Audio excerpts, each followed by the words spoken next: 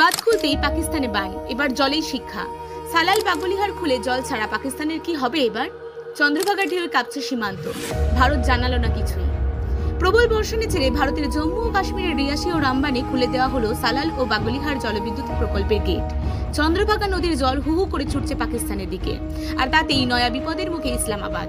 কারণ সিন্ধু জলচুক্তি এখন কার্যত স্থগিত, ফলে আগেভাগে কিছু জানানো হয়নি পাকিস্তানকে। জানা গেছে সালালের 3টি ও বাগলিহারে 2টি গেট খুলে দেওয়া হয়েছে। বৃহস্পতিবার থেকে পাহাড়ি অঞ্চল থেকে নদী বরাবর জল নেমে এসেছে বিস্ময়কর গতিতে। যেখানে মাত্র 2 ফুট জল ছিল চন্দ্রভাগায়, সেখানে এখন জলস্তর 1 লাফে বেড়ে হয়েছে 25 থেকে 30 ফুট। স্থানীয় প্রশাসন জানিয়েছে, অবিরাম বৃষ্টিতে জলধারণ ক্ষমতা ছাড়িয়ে গেলে বাঁধ খুলতেই হয়। জল ছাড়ার সিদ্ধান্ত ছিল একান্তই জরুরি। বিশেষজ্ঞরা বলেছেন, পাকিস্তানের বন্যা পরিস্থিতিতে আরও খারাপ হতে পারে। সবচেয়ে গুরুত্বপূর্ণ বিষয় হলো, এই প্রকল্পগুলি যেমন সালাল বাগলিহার কিংবা বান্দিপোরার উপর ভারতের পূর্ণ নিয়ন্ত্রণে রয়েছে। প্রয়োজন মতো ভারত জল ছাড়তে পারে, আর এই জলেই ভেসে যেতে পারে পাকিস্তানের চাষের জমি ও গ্রাম।